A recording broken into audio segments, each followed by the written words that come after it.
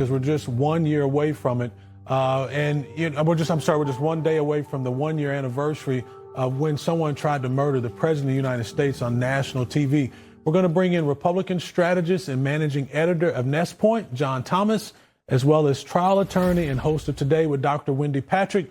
Wendy Patrick, also our special guest, Middle East expert and senior counsel at the Lawfare Project, Gerard Filitti. Welcome to you all, and welcome back, actually. Good morning. Thank you. Good to be back. John, we'll start with you. Now, we did have that attempt in Butler, as we mentioned, and then the golf course incident with Ryan Ruth poking a rifle through a fence towards the president. What do you make of the president's ability to carry on in the public eye without fear in the way that he has, basically raising his hand and saying, fight, fight, fight? How does Donald Trump do that? It is an incredible question that still escapes me to date. You know, when a candidate runs for president, we have a saying in politics that running for president is the MRI for the soul. You know, it's incredibly difficult to run for president.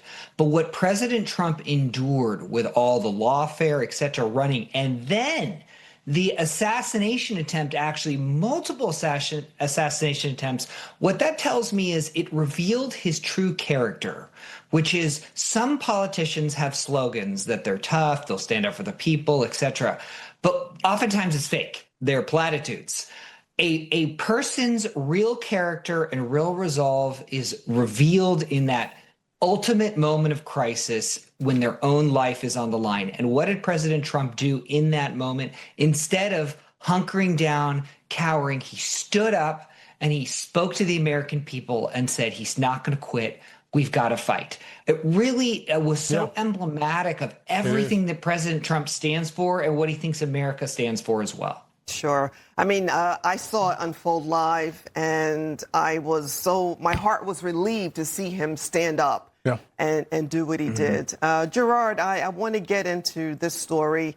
A report yesterday saying that Deputy FBI Director Dan Bongino and even possibly FBI Director Kash Patel could resign amid disagreements with Attorney General Pam Bondi over her handling of the Epstein case.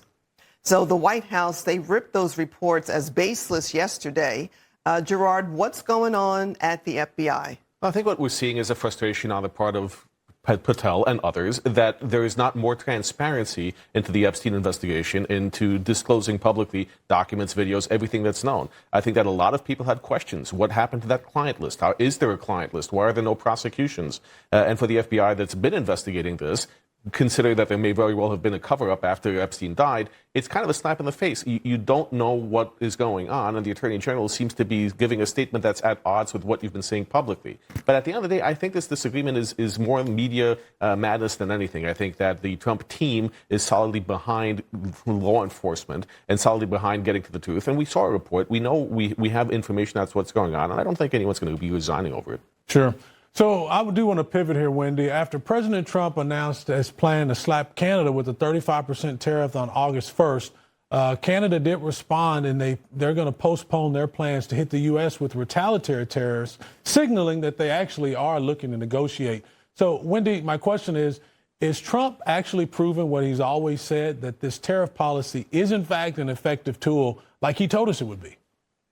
Oh, absolutely. That's what we have seen from the very beginning. That's what he talks about on the campaign trail. I mean, he's the ultimate blue-collar businessman. He went from the boardroom to the situation room and brought that business savvy with him, especially when it comes to negotiating a better deal for America. These tariffs are a negotiation tool, and he has proven that with almost every country that he's negotiated with. And he's been very transparent, talk about transparency, about how this works behind the scenes. He's in pursuit of fairness, not exploiting other countries, but also not allowing America to be exploited.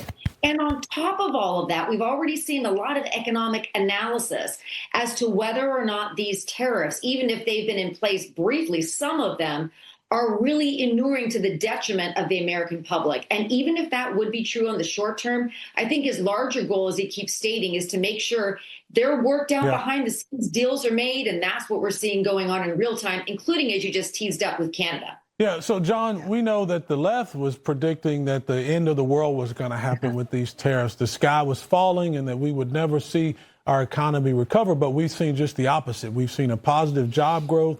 We've seen the economy expanding, and we've seen manufacturing coming back, and we've seen Donald Trump come home with trillions of dollars in future deals.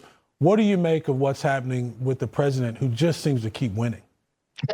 Yeah, it's really incredible. You pretty much, whatever the left has a freak out, the opposite seems to occur. President Trump keeps winning, and particularly on the tariff thing. I mean, let's just pause for a moment and reflect that it wasn't just the extreme left. It's even some, Chamber of Commerce Republicans that said there's no way manufacturing could possibly come back to the U.S. That's not true. That's happening right now. American companies, foreign companies are saying, look, I don't want to pay tariffs, and so I'm going to onshore back to the U.S. And we're seeing hundreds of billions of dollars of investment right back here in places like Ohio, Pennsylvania, Texas. Sometimes you have to force these companies' hands, but it's great for the companies, it's great for the American workers, and it's great for America. It is great. Absolutely. Well, let's move on now to the House Oversight Committee, where President Biden's former White House physician, Dr. Kevin O'Connor, testified before members yesterday, and the stonewalling continues. Let's take a listen. On the advice of counsel, I must respectfully decline to answer based on the physician-patient privilege and reliance on my right under the Fifth Amendment of the Constitution. I am not a lawyer, and I must follow my lawyer's advice in this matter. We will alternate back and forth until there are no more questions. Do you understand? On the advice of counsel, I must... I want to give him a haircut. But anyway, Wendy, where are you on this? You're the attorney here. Make this make sense. The best way I can make it make sense is the reality that the president is subject to full transparency.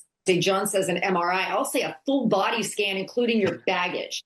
And that includes both mental and physical. And the doctor's in a tough spot here. His better argument is physician-patient confidentiality. Counter argument is if there's anything that wasn't revealed that should have been revealed, that may be some sort of an exception if they're going to go that route, which obviously they are. So it's a mix between privacy, privilege, politics, and I'll say being in public office. Some of that has to fall to the wayside, or at least it should, to provide that level of transparency. Biden was all about that on so many other issues when he was president. Now that he's out of office, this is something that the public wants to know about, because remember, he was in control of that auto pen, or was he? That's one of the big issues. Yeah, that is the big issue. Sure. So, Gerard, final question to you. I mean, to me, it seems if there's nothing to hide here, why the doctor just couldn't answer. He's answered the question before about the state of the president's health. That was actually his job, to inform the American people, that to give the president a good bill of health, or to be honest with us. The question that was asked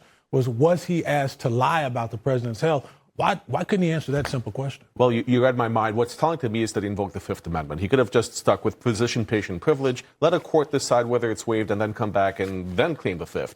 But it looks like he has something that he doesn't want to reveal. He doesn't want to reveal what conversations were had. And this is not going just to the state of the president's health. It's going into simple questions into who he spoke with. And that's not patient care. So it's very interesting that he's invoking all these privileges and constitutional protections to prevent simple questions from being answered, because ultimately the American people are entitled to know who is involved in the president's health and who knew what when. We're not asking about his condition. We're asking who knew about his condition.